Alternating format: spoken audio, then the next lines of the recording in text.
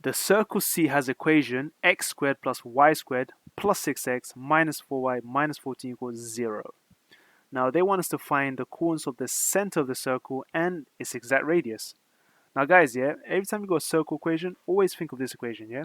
The general form of a circle is always x minus a all squared plus y minus b all squared equals the radius squared, where the coordinates a and b are your center and r is your radius. Okay, so essentially guys, to get this equation into this form, we need to complete the square. Firstly for the x bits, and then the y bits, and then rearrange it to make it all equal some constant.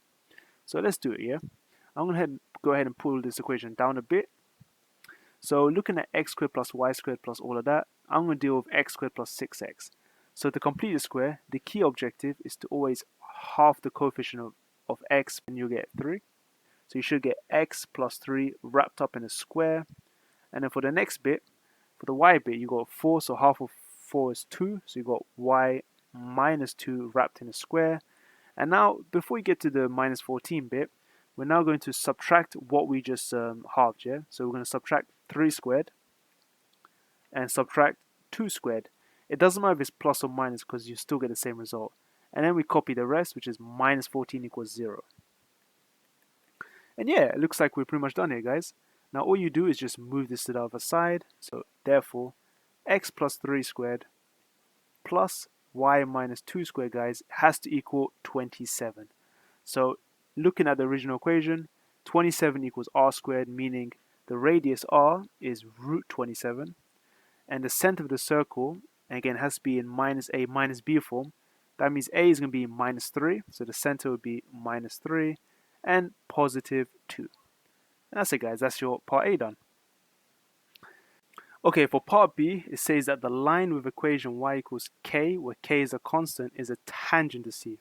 So what this means is that you have a circle, and then a tangent is just a straight line that cuts at exactly one point, yeah? Now, because we know it's at y equals a constant, we know it's going to be a horizontal line, because k could be any positive number, right, or negative number. So these are the two possible places it could hit. Either down here or up here, yeah? So this could be y equals k, or this could be y equals k. So they want us to find the possible values of k. Now to find the possible values of k, because the line is intersecting with the circle, this means we can solve this simultaneously. In other words, we can replace the y value of k and plug it into our circle equation. So to make it easy, I'm going to go ahead and use the very first equation at the top, because everything's already expanded out, right? So replacing all this y squared and y with k squared and k, so let's just put it down. We're now going to have, and we can call this part B, x squared plus k squared, and I have to keep looking up, plus 6x minus 4k minus 14 equals 0. Now this question is actually a discriminant question in disguise, because the only way you can compute k is if you use the discriminant of x. Okay, so the discriminant x tells us that we need to rewrite this in quadratic form.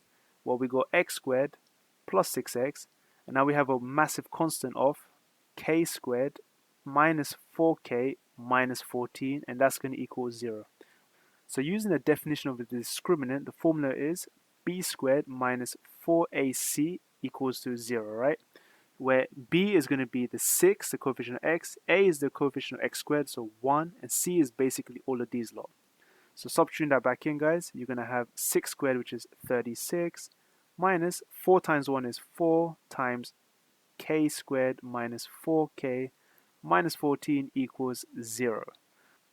So now we're going to go ahead and expand this bracket. So we should now have 36 minus 4k squared plus 16k plus 56 equals 0. And then tidying this up, we're going to now have, and put this in quadratic order, we're going to have minus 4k squared plus 16k plus 92 equals 0. So now guys, if you just want to find k here, this is just your typical quadratic equation. I will just use the quadratic formula. So we can say, okay, let k equal minus b plus minus the square root of b squared minus 4ac all over 2a. In this case, our a is minus 4, which is the coefficient of k squared, b is plus 16, and c is 92. And when you put all of this in, you should get 2 plus 3 root 3 or 2 minus 3 root 3. And that's it, guys. And finally, it says that the line with equation y equals p, where p is a negative constant, is a chord of c. And given that the length of this chord is 4 units, find the value of p. Okay, so I think it's better we have like a visual understanding of this, yeah? So what I'll do is try and graph this visually. So let's try and plot this. So suppose you go on x-axis all the way across, yeah? And you're going to have a circle, which I believe dips a bit below the line. We know the center is above it because we know it's minus 3, 2. So it's minus 3 on the x-axis, but it's above on the y-axis. So let's just say, I don't know, probably somewhere here, right? So this would be a 2. So we know the chord is going to be on the negative axis. So somewhere like here. And we know it cuts off at p because it's y equals p. Now the interesting thing about this is that if we had to just stretch this line down, we could essentially just find the length of this line. Why? Because we know that the actual length of the chord is 4, meaning half the length is 2. And the cool thing is you can actually form a right angle triangle from this. Now suppose we decide to connect this line to this line. This is just the radius, guys, and we know that the radius from earlier was root 27. So the only thing we need to calculate is this difference here, which we can call it v. Now, if you can work out v is, v would literally be the difference between 2 and p. So p is going to be 2 minus v. So, and that's it, guys. Using Pythagoras, work out v, you've essentially got p. We're going to have v squared plus 2 squared equals the square root of 27 squared. And then making v the subject, guys, it's just going to be v squared equals, well, root 27 squared is just a whole 27. Minus 2 squared is 4, so that's actually 23. And the square root of 23, well, just call it root 23. And that's it. So the actual length of this one is root 23. That means p is root 23 less than 2. So yeah, so therefore p equals 2 minus root 23. And that's it, guys. This is the end of the question. Okay, question 7. Show that the equation 8 tan theta equals 3 cos theta may be rewritten in the following quadratic sign form. Okay, so there's actually a very beautiful way to approach this, yeah? Now notice how all the result ends in a sine, but we got a cos and a tan. So our objective is to somehow convert this into some kind of sine equation. Well, thankfully, tan theta can do just that. If we say that, okay, let tan theta be re-represented as sine theta over cos theta, and this, by the way, guys, is one of the trig identities, we can now substitute that back into the equation. So let's put it over here, yeah? So part A, we now have 8 sine theta over cos theta, and this is equal to 3 cos theta. Now it's always preferable, guys, if we clear the fraction, yeah? So if we multiply cos theta across, and if we do that, we will be left with 8 sine theta on the left equals 3 cos squared theta. Now another useful property here is the fact that sine squared theta plus cos squared theta equals 1. So this is actually the second trig identity that's worth learning. Now what's useful about this is the fact that we could rearrange a cos squared theta term and make it into a sine squared theta term. That is, if we subtract sine theta across, we'll be left with cos squared theta equals 1 minus sine squared theta. And that's exactly what we want now, because if we pop this back into here, we literally have an equation in terms of sine. So now, moving down a bit, we can say, okay, we're left with 8 sine theta equals 3 times now 1 minus sine squared theta. And if we just expand this, we got 8 sine theta on the left. On the right, we got 3 minus 3 times sine squared theta. And just looking at the original expression, well, we can literally get that because we got all the terms. We just move everything to the left-hand side, so plus 3 sine squared and minus 3. You should get the expression of 3 sine squared theta plus 8 sine theta minus 3 equals 0, just like they want. Now for the second bit, it says hence, so once again, use your previous results. Solve for x between 0 and 90 degrees, the equation 8 tan 2x equals 3 cos 2x, giving your answer to 2 decimal places. So notice how this equation is actually similar to the first equation. The only difference is that theta has been replaced by 2x. So we could actually use the rewritten form, which is actually more useful because it's easier to solve, and replace theta with 2x. So let's begin from here, yeah? Let's start from part B. So let's say, okay, we now have 3 sine squared and then 2x instead of theta plus 8 sine 2x minus 3 equals 0. Now to solve this is actually a quadratic equation. We could just pretend instead of sine 2x we have y's, yeah? So we could say let y equals sine 2x. So we actually have 3y squared plus 8y minus 3 equals 0. Now this is a lot easier to solve, guys. This is way easier. So I would just use a quadratic formula because it's quick and easy. So using the quadratic formula, we can say let y equal minus b plus minus square root of b squared minus 4ac over 2a, where our values of a is the coefficient of y squared, which is 3, b is the coefficient of y, which is 8, and c is the constant term, minus 3.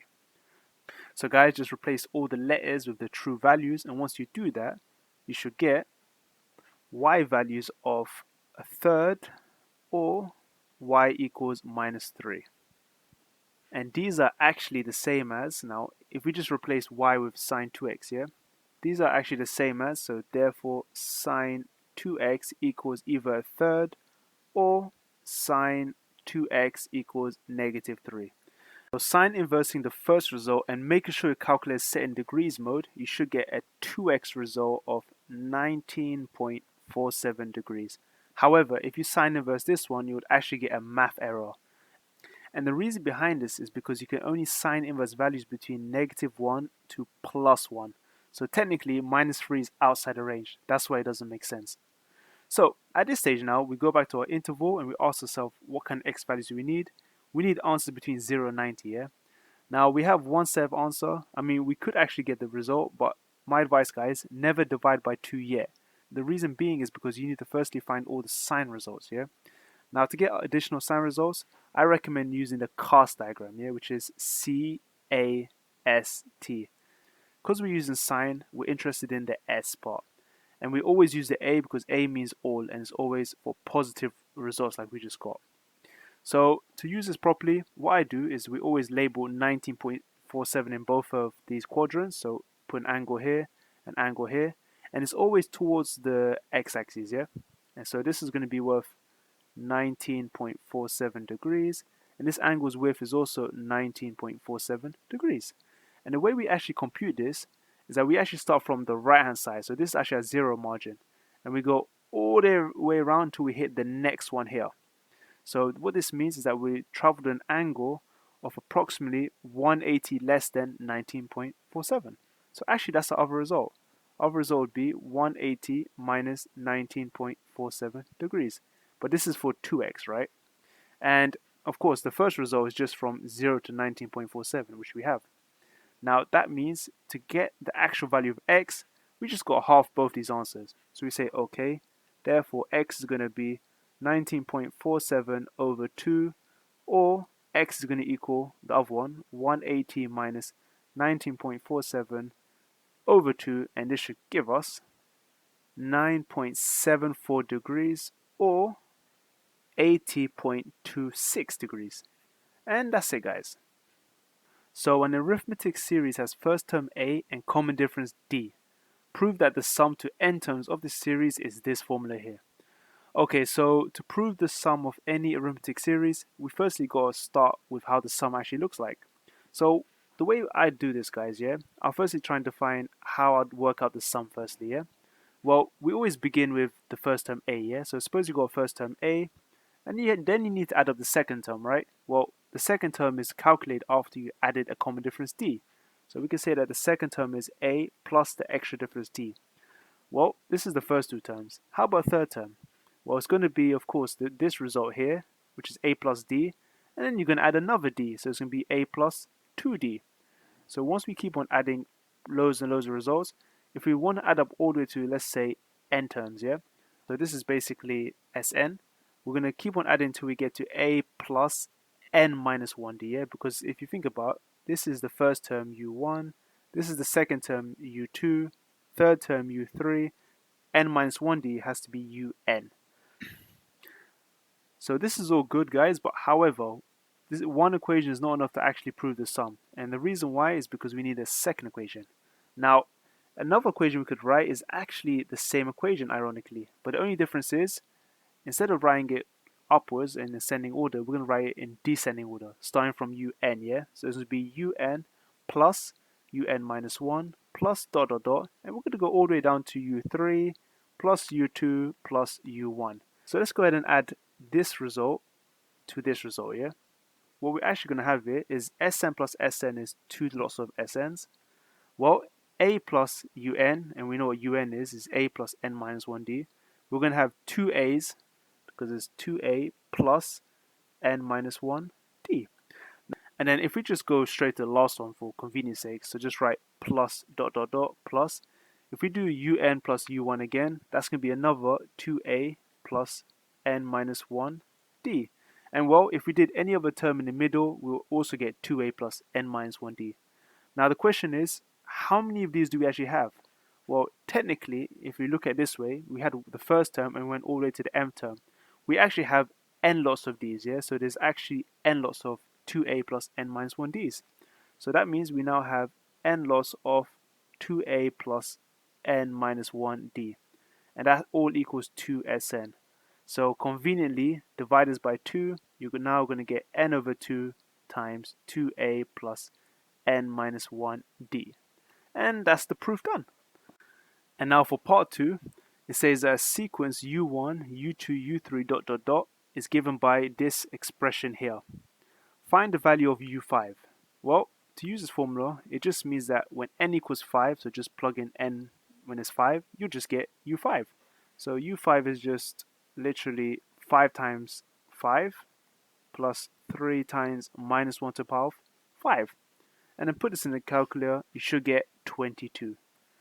Now also find the value of the sum, so this sigma means a summation, yeah, from u1 all the way up to u59. So in general, all that really means, guys, is that we need to find the sum of u1 plus u2 plus dot dot dot all the way up to u59. So to work out the sum of this, let's go ahead and plug in 1, then 2, and 3 and see what happens, yeah? So, okay, so let's go ahead and find u1 first, yeah? And guys, I recommend you don't do this with a calculator for now. So put in u1, so replacing n of 1, we're going to get 5 for the first one. And for the second bit, you got 3 times minus 1 to the power 1. Well, minus 1 to the power 1 is minus 1. So minus 1 times 3 is minus 3. Okay, let's just leave it like that for a second. For u2, plug in n equals 2, you're going to have 10. And then plug in 2 here, this becomes square, so you get just 3 times 1, which is plus 3. And now for u3, you're going to get 15, and this time, minus 3. So actually, you can see it kind of like alternates. So u4 is going to give us 20 plus 3. And if we keep on doing this, we can see that for odd terms, so for like u1 or u3, you get negative 3. For even terms, you get positive 3. So this implies that at u59, well, what do we have? We're going to have 5 times 59. That's going to give us 295. And because it's an odd term, minus 3. So what I would personally do, guys, is I would partition this list here. I'll add up all these terms that's going up in 5s.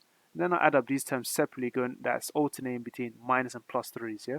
So we can say that the sum of the first 59 terms would be the natural order, which is 5 plus 10 plus 15 plus dot dot dot, which is all going up in 5s, by the way. And then plus, and then looking at the other list, we've got minus 3 plus 3 minus 3. So you're going to have minus 3 plus 3, minus 3 plus 3 plus dot dot dot, and it ends in minus 3. Now if you notice this carefully, for every 2 terms they cancel out. Minus 3 plus 3 is 0. So every 2 pairs. So if we look at it, we have u1 and 2, u3 and 4. So by the time they get to an even term, they cancel out. So when you get back to an odd, you're left with minus 3. So that means all of this actually just results to minus 3. Now for the top half, this is just an arithmetic series, guys, yeah? You got first term a, which is 5. You have a common difference of 5. And you actually have 59 terms. So we can use the summation formula, which is used in, over here. We can use this formula up here. So we can say, therefore, the sum of all of this is going to be n over 2, so 59 over 2, big bracket 2 times a, plus n minus 1, which is 59 minus 1, times the common difference d, which is 5, and then wherever that is, we're then going to subtract it by 3, okay? And finally, when you do all this, guys, if you put all of this in your calculator, just drop it all at once, you should get a result of 8,847. And this question is done.